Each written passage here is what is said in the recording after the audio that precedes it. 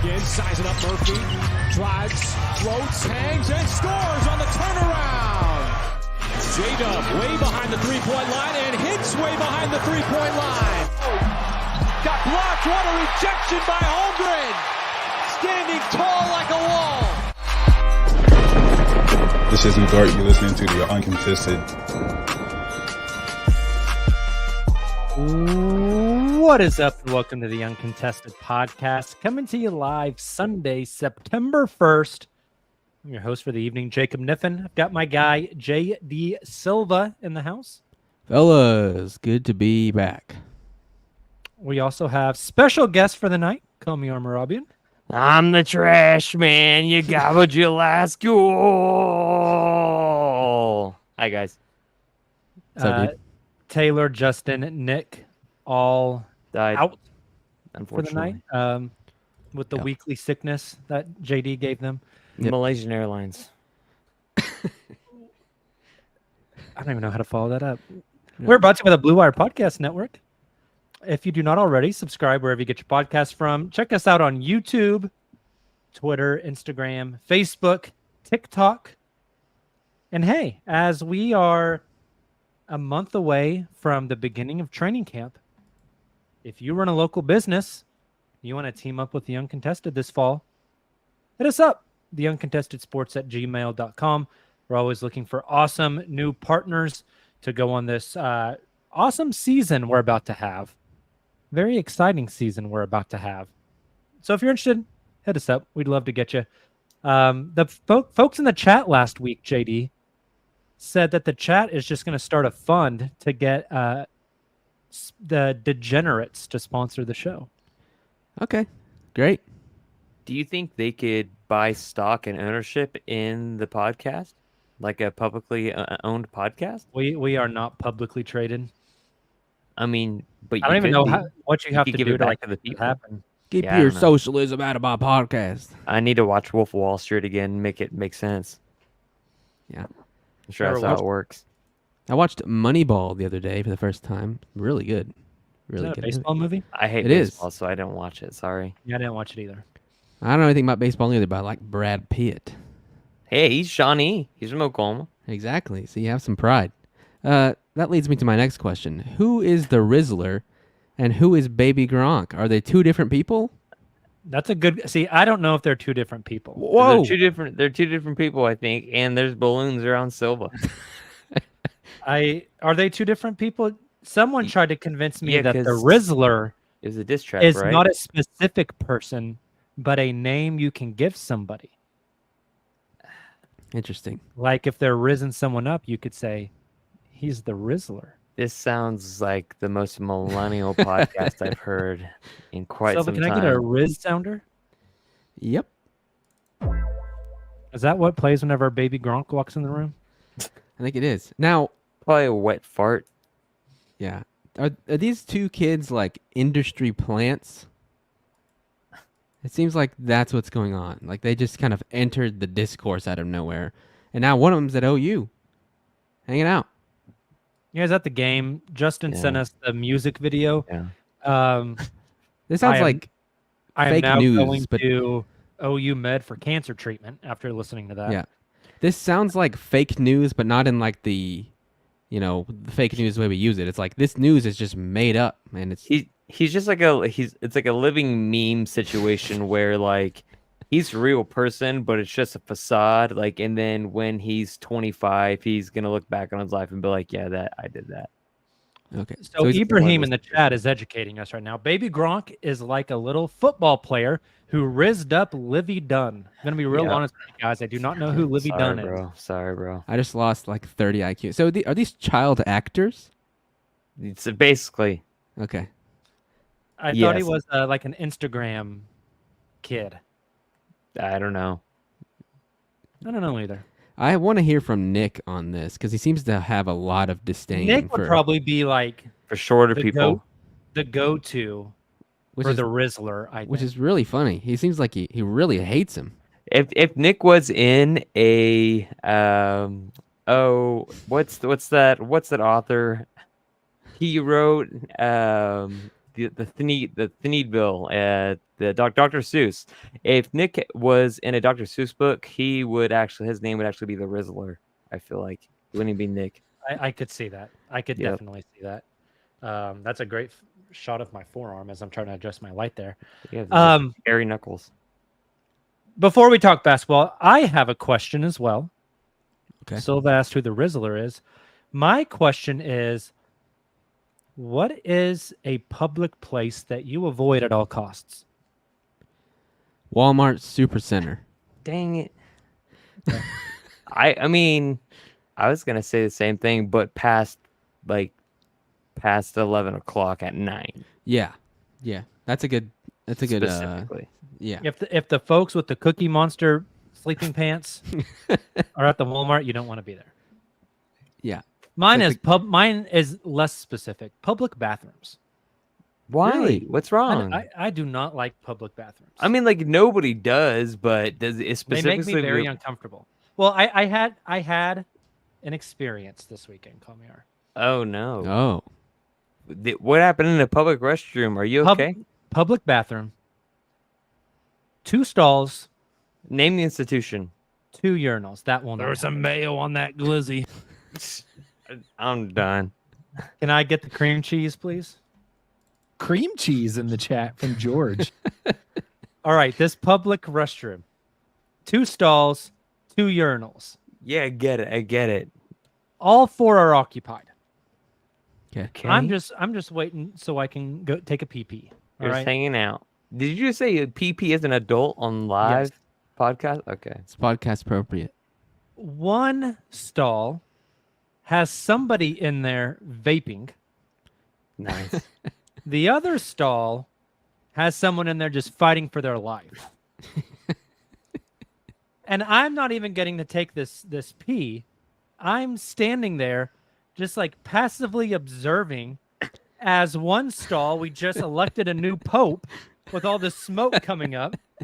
And the other stall sounds like we're back in Afghanistan. He said it like a new pope.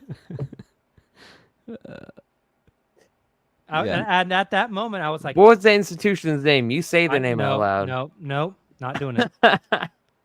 But I was very upset. I was like, and then it's like, do I just leave? Because then it's really awkward. I just came in here and listened to the one guy literally like shit his brains out. You just leave. And the You do other leave. guy just slamming this vape. Do I just leave and don't take the piss? Are we just like losing listeners like right now? Like as this is going on, are we gaining more? Because that's like our target audience, you know? Well, we lost the people that degenerates. visit Walmart Supercenter past 11 p.m. Well, because I haven't experienced that as well, right? One time, so walking out of Walmart Supercenter, like, man, it was like midnight. It's school night. And this mom, as I was walking out, this mom was walking out with her kids. I was like, what the hell? It's Wednesday. It's school night. And she was like clearly upset at her kids. What's that? Children at her kids. And she was like, I'll take that man's belt and take it off him and beat you with it. And like she pointed at me, and then she pointed at her kids. Like she pointed at my belt, and then she pointed at them. And I was kind of terrified. I actually kind of went all the way around and kept on going. But You should have said, you don't got to use it. I'll beat their ass. You can rip that audio. That was 9:30. Great. I mean, like anybody can honestly be Santa Claus if they're working at Walmart past 10 o'clock on. Which Thunder weeknight. player is most likely to visit a Walmart Supercenter after 11 p.m.? Currently? Oh, wow. It was Poku, Yeah. but he's gone. Let me think of the Kenrich is coming to mind. Why Kenrich? I don't know. I just feel like he would do it for the sake of like maybe his kids want a late night snack and he would go get it for them. Is it Alex Caruso? No, I was gonna say Kenrich, but honestly, if it wasn't Kenrich, I was gonna say Muscala if he was still on the roster. That's a Yeah. good answer, but yeah, he's on the roster. He was still on the anymore. roster. So I go Kenrich just because the age and kind of like where he's at in his career in life. I agree. That's fair. That's Good fair. question. Georgie in the chat says it's Topic. He would go because he doesn't know better, though. You wouldn't know any better. He wouldn't know any better. Yeah. Smoot says dub, but he's vlogging the entire time. Yeah. That would be Seriously. A-tier content. All right, you guys want to talk some basketball? I love suppose. hoops. I can't wait till we get the comment on this video that says they started talking hoops at 11 minutes in, because we always get that comment. Wow. It's the off season. Just fast forward it, buddy. Gentlemen, it is the off season. There's not a whole lot of basketball to talk about. So I thought we would do an uncontested staple and play a game of take it or leave it. If you're new to the show, take it or leave it is a very simple game. I'm going to read a phrase, and these guys are going to choose if they're going to take that phrase, meaning they think it will happen, or they're going to leave it, meaning they don't think it will happen. I've got a handful of Thunder ones. Most of them are stats-based in comparison to last year. We also have some NBA more generic ones, big picture ones. Let's start with the Thunder ones, though, as this is a Thunder show. And Kamiar, special guest Kamiar, you get the first one. Okay. Take it or leave it. The top 3 scorers on this team next year in points per game will not be the trio of Shai Gilgeous-Alexander, Jalen JDub Williams, and Chet Holmgren. I like how you specifically worded this question, so it might trip me up. I like the educator that you are, because I have to pay attention to the question itself. Because if I was just passively reading that, it'd be like, oh yeah, Shai, Dub, and Chet would be the leading 3 scorers. I'd take that, but no, because you worded that they're not going to be that. Yeah, I'm leaving that. I mean, like, you take Giddey out, and it is, and just regardless of Giddey. It was the way the team was last year. It was Shai, Dub, Chet. What are those 3 doing? And now you put pieces around them to make them more successful. Yeah, the top 3 scorers will be Shai, will be Dub, will be Chet. Dub and Chet getting a year older, more experience, adding new moves, specifically Chet getting the ball lower to the ground. He's probably going to be more of a guy that has the ball on the hardwood, more presence as well, which I'm excited about. But yeah, you got to leave that one. JD, would you agree?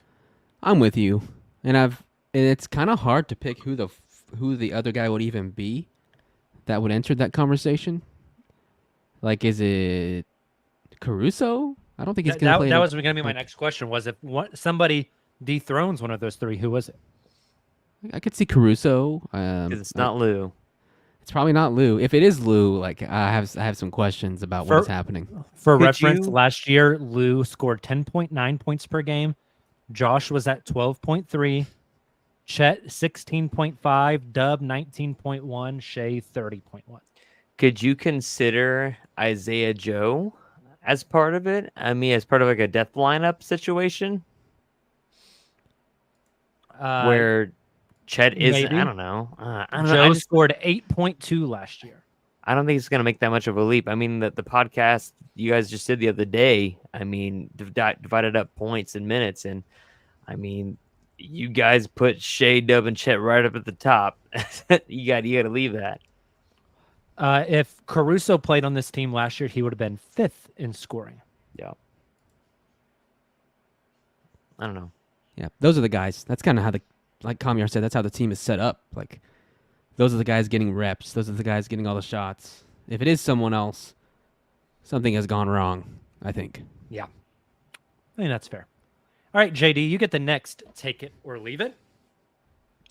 OKC will have at least 3 players attempt 5 or more threes per game next season.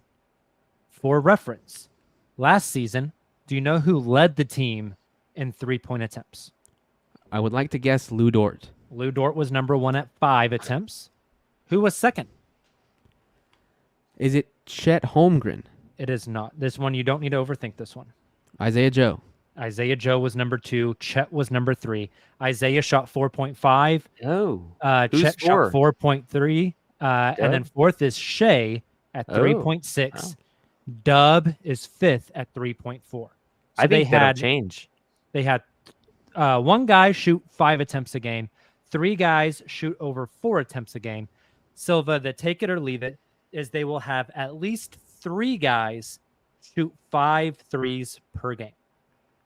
I feel pretty good, and maybe this is me projecting a little because this is what I want, but I do feel pretty good about taking this one. Maybe this is a little foreshadowing, but I do plan on having a bet of some kind when that rolls around of like last season, Lou Dort took more threes than Chet and JDub, obviously after the stats you just discussed. I want that to be flip-flopped. I want Chet and JDub to take more than Lou Dort, but I think that still means they all take more than 5 a game. Like, those are the guys. I think Isaiah Joe was not far from getting to that 5 point. Caruso, I think, is going to take quite a few. I don't know if he's going to get to 5, but that's another guy who can enter the ring for that discussion. So yeah, I think 3.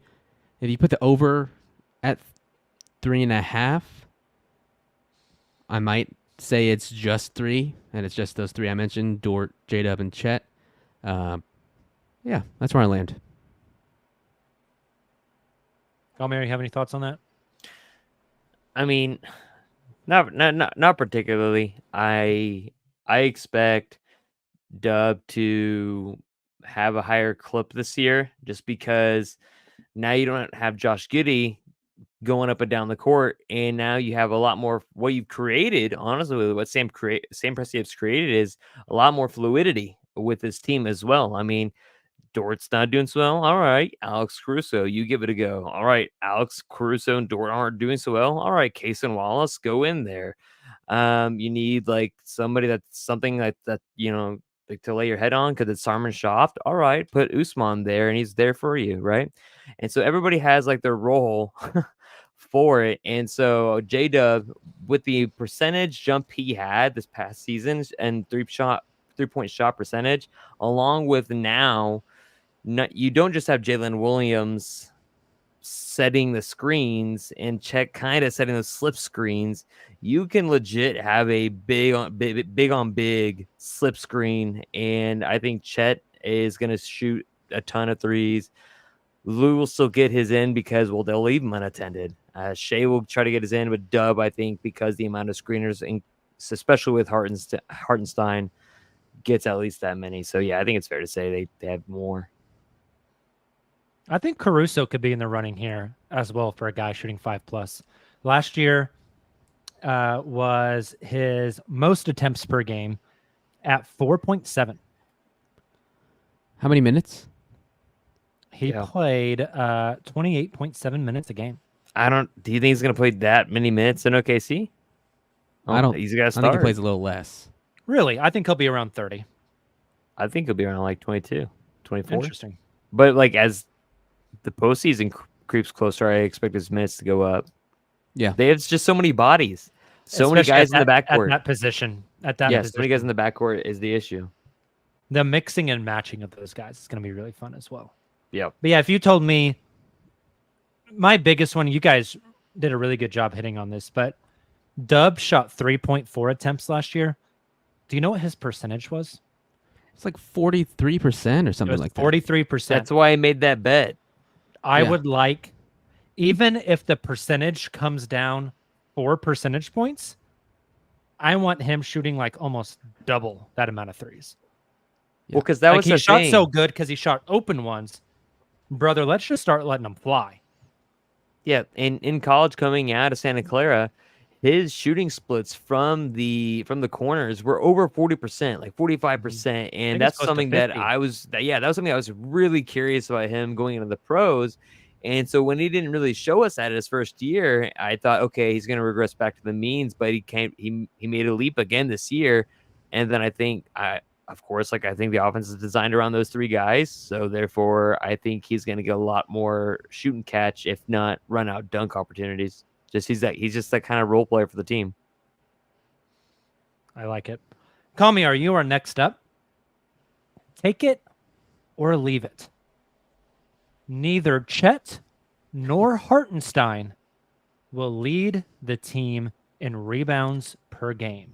This is something that I'm curious to get your go ahead. Sorry. I was just going to say for reference, last season with the Knicks and 25 minutes per game, Hartenstein averaged 8.3 rebounds. And last season, in 29 minutes per game, Chet averaged 6.3 rebounds.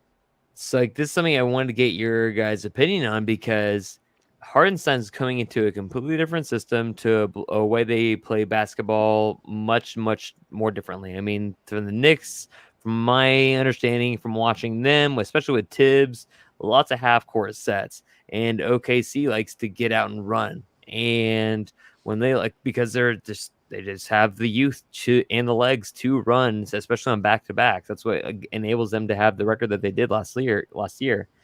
And so for me, I think this is a really, really, really good one. I'm kind of like in the middle on it. I kind of want to leave it and say it ends up being dub because it depends on who you throw out there. If you're paying Hartenstein 30 mil descending, right, and you have Chet right there, I don't think Hartenstein's really coming off the bench, or nor should he. And so I think just having those guys there, I think it frees up, yes, for them to compete for rebounds or just box out for the next guy to go grab it like the Russ days and just kickstart the actual attack back on offense. So I don't know, but that's the way this team has been. They've been very judicious and spreading it around for the rebounds over the past however many seasons. So I don't know if Hartenstein and Chet, are there the two, Steven Adams and his Cantor rebound eaters, right? Or if they're the ones clearing the way to ensure that Shai, Dub, or whoever name other guard or forward is actually getting the ball in transition to create more transition opportunities, with Chet having that, walk up 3-pointer that he's able to do. So I kind of want to take it. Actually, no, hold up. Yeah, I kind of want to take it. But I'm curious about you guys' opinion. I think if I was gonna take it, which I don't know if I would or not, JDub would be the guy, I think, because See, that's interesting because I think JDub is like one of the weaker rebounders on the team.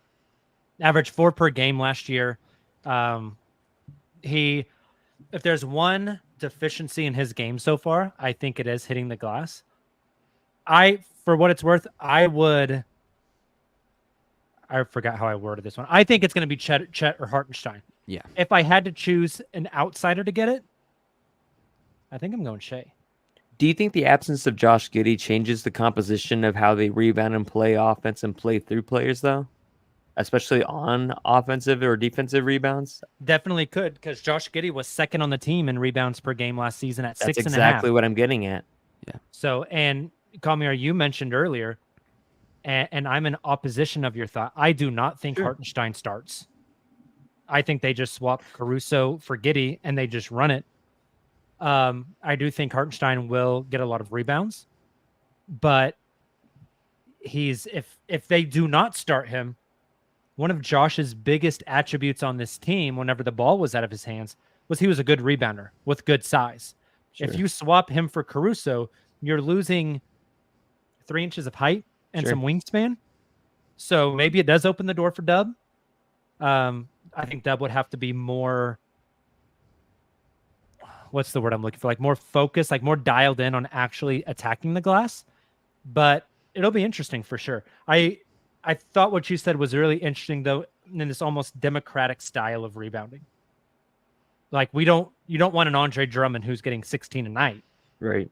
Spread the wealth, get it and go. You're not seeing 20-20-20s. Yeah. Well, besides Russ. There's no K-Love on this team. Yeah. No. It's fun. I don't know. I think it's interesting just because we almost act like Alex Caruso and Hartenstein. Like, yeah, they're going to play, and you can only play so many minutes, right? Obviously, how many minutes are in a game.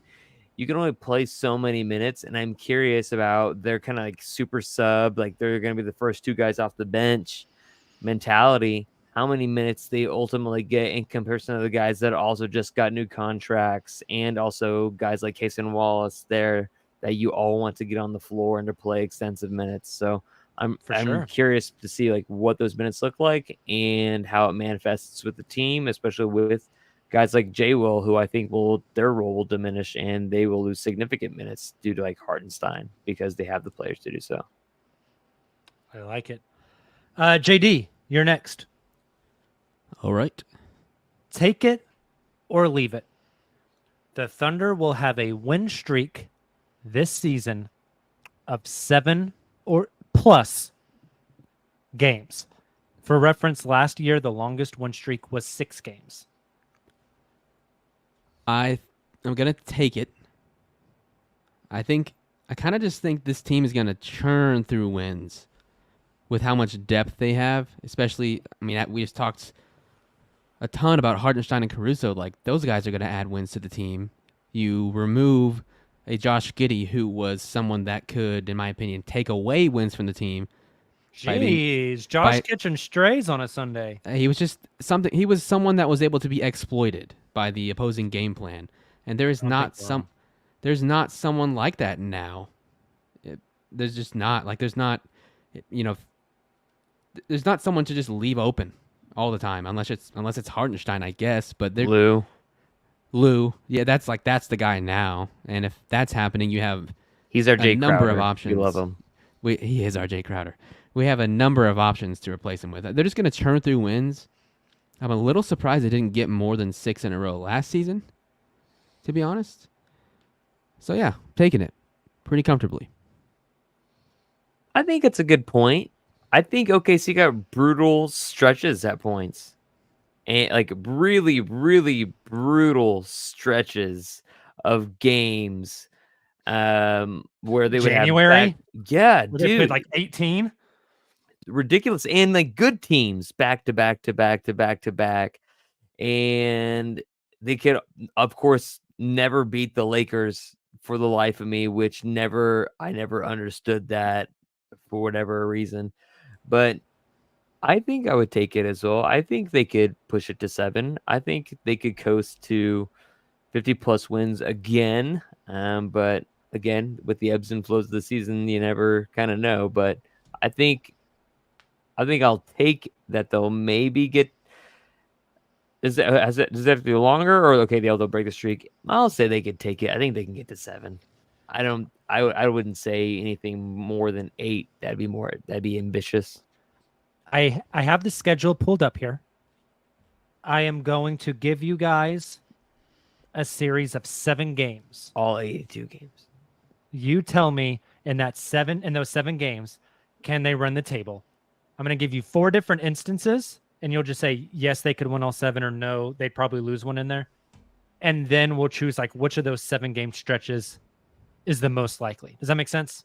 Yep. First stretch. At Denver, at Chicago, home against Atlanta. That's the second night of a back-to-back. At San Antonio, home against Portland, home against the Clippers on a back-to-back, and then at Orlando. I'm kind of leaning no. That's a no for me, dog. Okay. Next stretch. Home against San Antonio.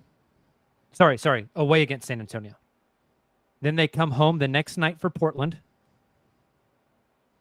4-day break. Home against Sacramento. Home against Golden State. Am I doing this right? Are these home games or away games? Those are Jesus Christ. I don't know what I'm doing. It's San Antonio and Portland on a back-to-back, home and away. Then they're in Sacramento, in Golden State, at the Lakers, at Houston, and they come home for Utah. Road trip, no bueno. It's that West Coast. That would be awesome though if they could pull off a road trip like that and go 7. It would. I would be thrilled, especially because they would have also beaten Houston and San Antonio, I believe, in that same stretch, and shut up 2 fan bases I don't like right now for various reasons. And then also just kind of ending that Golden State Warriors dynasty. But no, that road is brutal. Okay, this one kind of doesn't count, but kind of does. I'll explain it in a second. Home against Utah, at Toronto, at New Orleans, at Orlando, at Miami, home against Washington. Now that one's a little, you know. Oh, sorry. And then at Indiana's Game 7. Doable. It just seems a little sexy. The caveat in that one is there's a huge break for the play-in, the NBA Cup. And so you're playing games in the middle of that stretch. So it kind of doesn't count. Here's the last one. I think this one's the most likely. Home against Charlotte, road against the Clippers, road against the Kings, home against Memphis, home against Indiana, home against Chicago, home against Detroit. I think it's also doable. Yeah, that one's very doable. Would you guys say that last one is the most likely one? How did that start again? Know. Yeah. That one was home against Charlotte, road Clippers, road Kings, home Grizz, home Pacers, home Bulls, home Pistons. And what was will you name the other one that we thought was doable as well? You guys didn't like the road stretch one, right? Right. Yeah. And you didn't like the first one. Correct. So just, I guess, the previous one. The other one was Utah, Toronto, New Orleans, Orlando, Miami, Washington, Indiana. So what do you think? I like that one a little more. Interesting. I agree. I like the one that's got Charlotte and the Bulls in it and Detroit because they stink. They do stink. They do stink. That is fun. That's a fun exercise, and there's a good shot that it happens. It could also happen in another anywhere part of in the schedule. You know. Yeah. For sure. But For sure. Come here, last one before the break. Take it or leave it. The Thunder will only have 2 players who score 20-plus points per game. For reference, last season, they only had 1. Yeah. That's a correct statement you're saying right there. I think JDub climbs just a little bit higher into the echelon of this team as far as scoring tiers. Of course, now there's no Josh Giddey. You have another ball handler that you want in that starting lineup. Well, that immediately becomes JDub. And I think Chet Holmgren, even though he's going to be putting the ball on the deck a little bit more this year, being trusted with the ball in his hands a lot more, especially in the high post, not just down the low post as well. JDub's still that option that takes up those ball handling duties that Josh always had. And so, yes, although people will miss those sideline out of bounds passes, I think JDub starts to take that, like probably 22, 24 points per game if he's really pushing it and putting in a lot of minutes. But Shai still ultimately gets probably maybe even more this year with the team being a lot more functional and a lot more stout. Shai probably even climbs to 34, 35 points this year too if he really wanted it. And so, yeah, I think that you have 2, but I still think Chet, because of everything he does, and he's still a skinny guy, it's still a bag of bones, but a more muscular bag of bones. I think that he'll still be like at 18, but like a healthy like 18, 6, 4, and 3, 4 blocks kind of situation. Like not every night, but that's kind of a stat line you wouldn't be surprised by. JD? Yeah, I think I'm with you there. You're going 2? I would go 2, and I would go obviously SGA and JDub there. I think Chet will get there at some point. Just don't know if it's this next season. Interesting. I would go 3. I think the 3 of them get there. Wow. Let me look this up real quick. I wouldn't be shocked. Chet was 16.5 points per game last year. J-Dub's year 1 to year 2 jump was 5 points per game. And Kamyar, you were hitting on it just a second ago. I just think Chet's going to see the ball in his hands a lot more. I keep thinking back to the day they made the Giddey for Caruso swap. Sure. The Woj story on ESPN had a line in it that specifically said the Thunder also want, this isn't quote, this is like paraphrasing, but something about the Thunder want the ball in Chet Holmgren's hands more as a play creator. And so letting Josh Giddey go would open up those opportunities for him. I almost think of Josh Giddey leaving and then Chet stepping up as Jeff Green leaving so Serge Ibaka could take more of a step. Oh. Yeah, I thought about that when they traded Giddy away. It felt like a Jeff Green But you could also situation. say that with JDub. Giddy but leaves and JDub gets a bigger jump. Do you have this stat? How many shots Josh took like total last year? Yes, I can tell you that number. If I would go to the right page, give me 2 seconds. Last season, total 2, field goal attempts 3 on the season. 4. Josh was 4th on the team with 847 shots.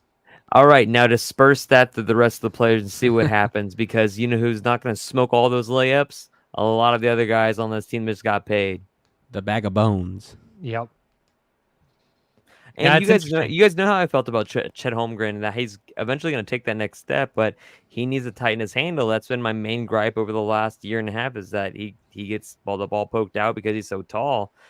And I think he takes that next step this coming year. So I'm curious. I wouldn't be outside of them having 20 points per game players, but for now, It'll be I feel close. like 16, 6, and 3 as an average kind of like stat line. What doesn't surprise me, but JDub gets more. But yeah, I think it could be close, pretty close. Yeah. I like it. All right, let's take a break. On the other side, we will wrap up with some more Take It or Leave It. We'll be right back. And we are back. JD, we're over to you now. Take it or leave it. When fully healthy, the Thunder will have a permanent and solidified starting 5, meaning they're not switching it up based off matchups. They have a 5, and that's the 5, kind of like last year. This is the question of this offseason that has like come the closest to breaking me, because I don't know. I really don't know, and I think I am, for that reason, leaving it. I mainly think it's going to be swapping out the 2 major offseason acquisitions, depending on the matchup. And I think it's mostly going to be, if you tell me it's 70% Caruso, 30% Hartenstein, I would get that.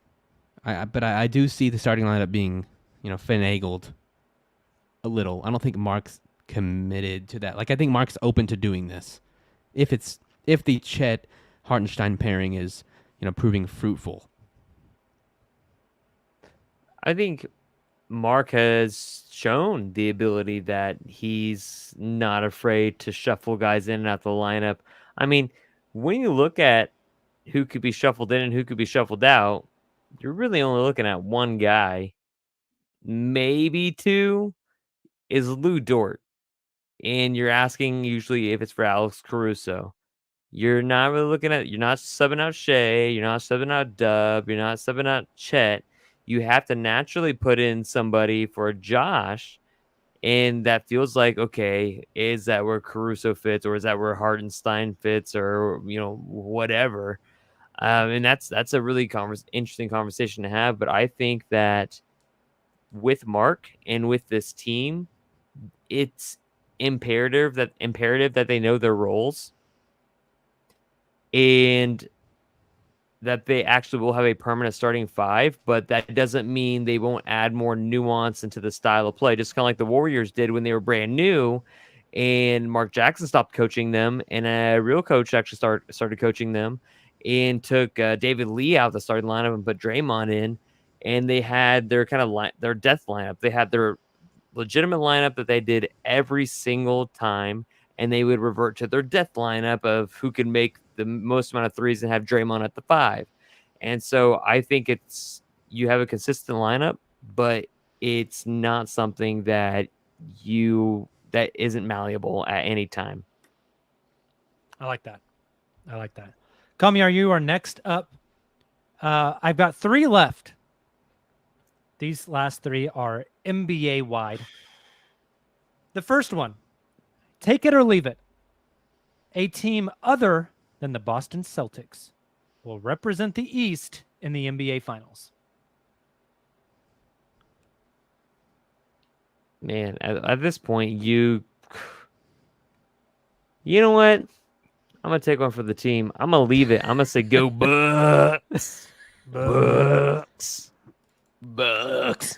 I want to see Giannis up there again with Chris Middleton's goofy butt up there. Go Bucks. The next one. Bucks. We got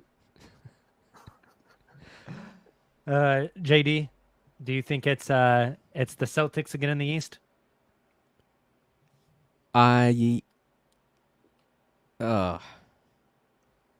think it is probably the Celtics, to be honest.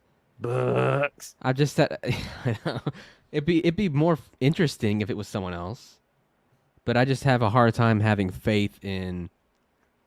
Like the Knicks would be really fun, but do they have enough? The Knicks would talking about probably be my choice if it Yeah. wasn't Boston. But it's like, do they have enough star power to compete with the Celtics? The Sixers would be fun, but they're never healthy, and they just The added Six, I like I would bet a lot of money that it is not the Sixers because fake money. I don't have much real money. Yeah. But I just have no faith that they can get over the hump, and I have no faith that they will Stay be healthy. Yeah. And I have no faith that their two big guys who have constantly lost on the big stage will finally win on the big stage. yeah, it's like, hey, our star player is always hurt in the playoffs. You know what he needs? Another star player that gets hurt in the playoffs. In Paul George. The Bucks are fun too. They're just old. Yeah, health is a big worry for them. I don't know, dude. I think the Knicks are going to be nasty. I'm not a big, but I know Jalen Brunson was super big this year, but I don't know how long that team's gonna last together with Tibbs playing him all the Tibbs minutes just that he run 'em in can the dirt. possible. Exactly. They're going to be disgusting defensively, though. Yep. They're going to be a lot of fun. Those Thunder Knicks games are going to be a blast. They will.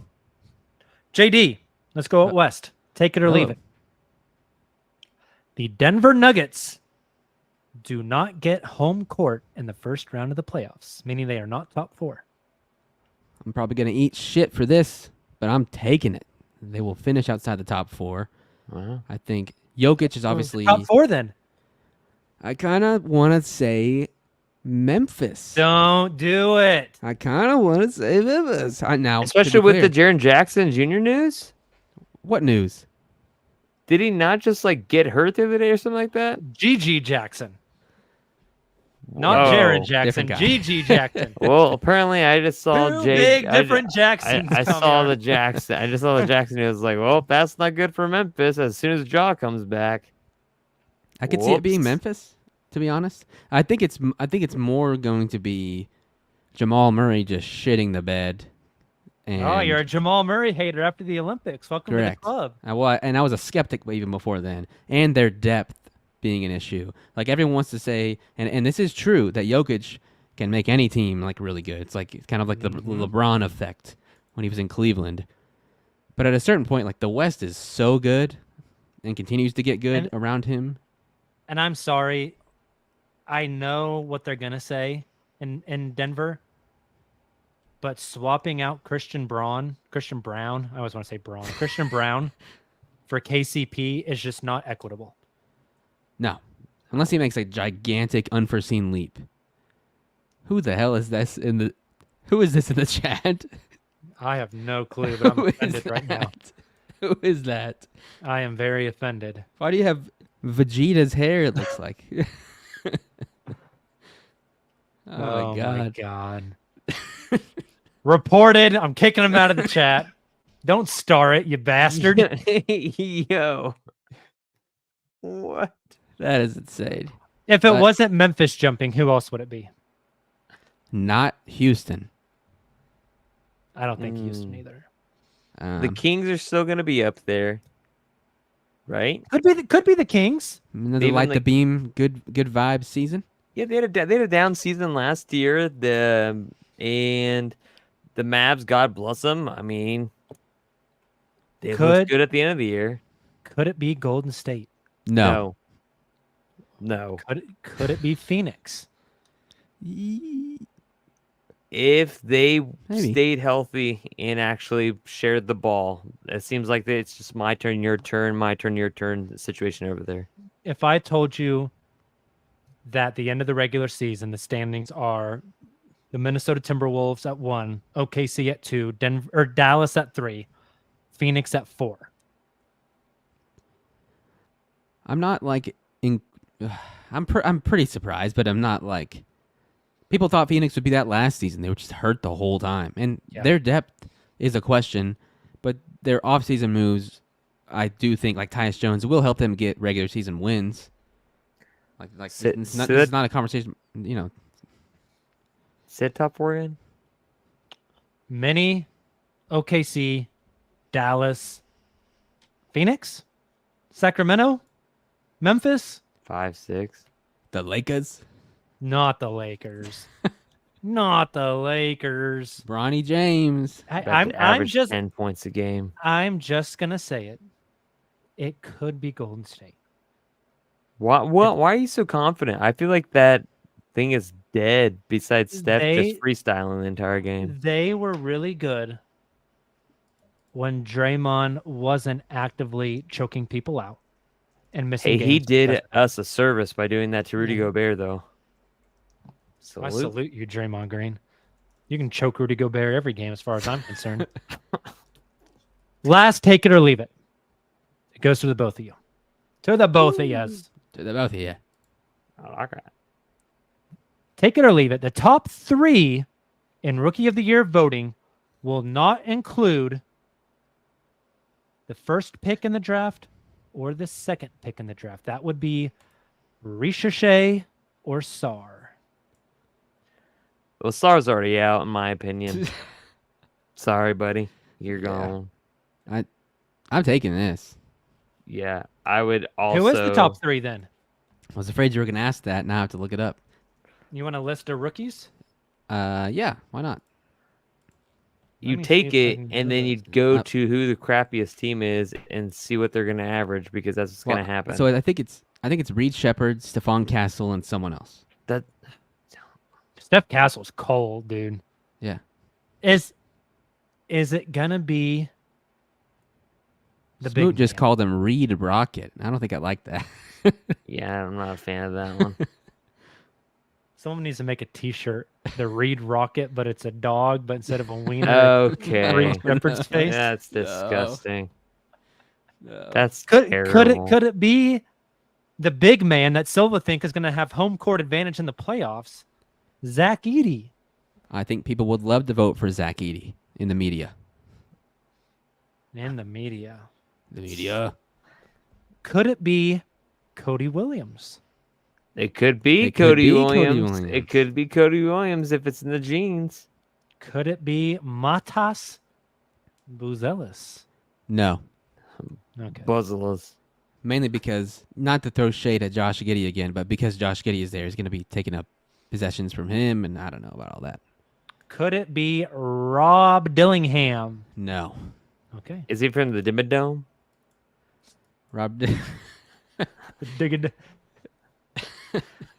Do you see how easy it is to not have Risa Shea and Sar, though? Yeah, I am. Yeah. I'm Sar's like an absolute no for me, right? And then you have to say, what about the other guy? I'm not a believer in the Risha Shea man. And not a believer in the Sar bloodline. I think I actively hate Risa Shea. Oh, I like it. It also sounds like the name of a recent hip-hop artist just out of nowhere. Hey, did you hear about Risa Shea's new album? No, bro. That's pretty good. Pretty killer. Best. It also sounds like an obscure liquor brand. Like, Yeah, can I get a shot of the Risa Shea, please? Yeah. The Risa Shea, is there anything special about it? Like, does it come with anything, or what's the bottle look like? Is it costs fancy? me $40 at That's Summer League. UNLV. Oh my god! I get a Risa Shea Red Bull. That'll be $45. We already have a Risa Shea in the league. His name's Usman Jang. Yep. All right, I think that'll do it for the show tonight. Thank you guys for playing. Take it or leave it. It's always a blast. Always a fun staple here on the show. Cream cheese in the chat from George. We will be back Wednesday night. I have no clue what the hell we'll talk about, but we'll find something. We always do. You guys, if you're in the States, enjoy your Labor Day on Monday. Don't do labor. Waka Do not waka. do labor. If you are not from the States, have a good Monday. We'll see you guys back here, same time, same place, Wednesday night. Smoot says, it's great to see Kamiar. And Thunder Chick says, we miss the Sounders when JD is gone. I love you too, Smoot. Well, JD will have COVID in about 10 days, so you'll miss the Sounders again. Book it. 6th time again.